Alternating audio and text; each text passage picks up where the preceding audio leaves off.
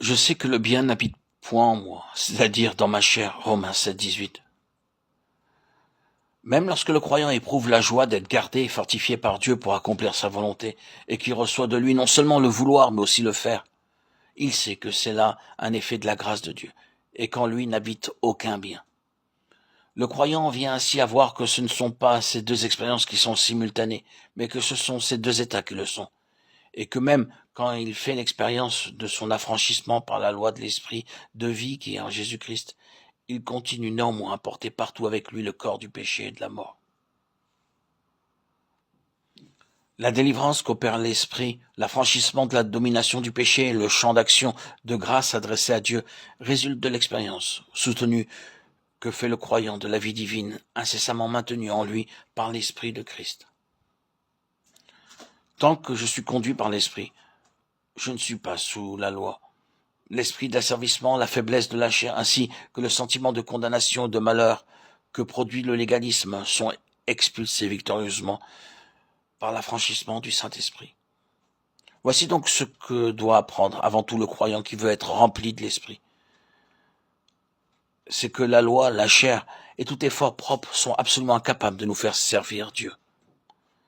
C'est donc quand l'Esprit entre en nous et qu'il prend ainsi la place de la loi qui nous opprimait du dehors, que nous recevons dedans la liberté dont Christ nous a affranchis.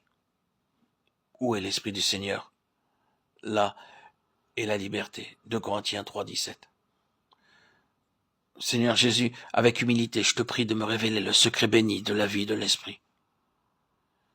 Enseigne-moi ce que c'est que d'être mort à la loi, de ne plus servir Dieu selon les anciennes prescriptions de la lettre.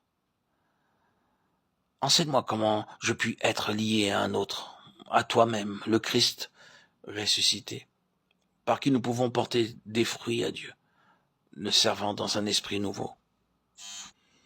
Seigneur, avec confusion, je reconnais l'état de péché de ma nature.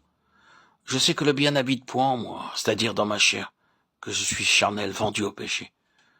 Je te loue de ce qu'en réponse à mon cri, qui me délivrera de ce corps de mort, tu m'as appris à répondre. Je rends grâce à Dieu par Jésus-Christ, notre Seigneur.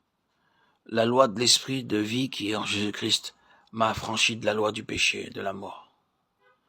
Maître bien-aimé, enseigne-moi à présent à te servir dans un esprit nouveau, avec la liberté et la joie sans cesse renaissante de l'esprit de vie.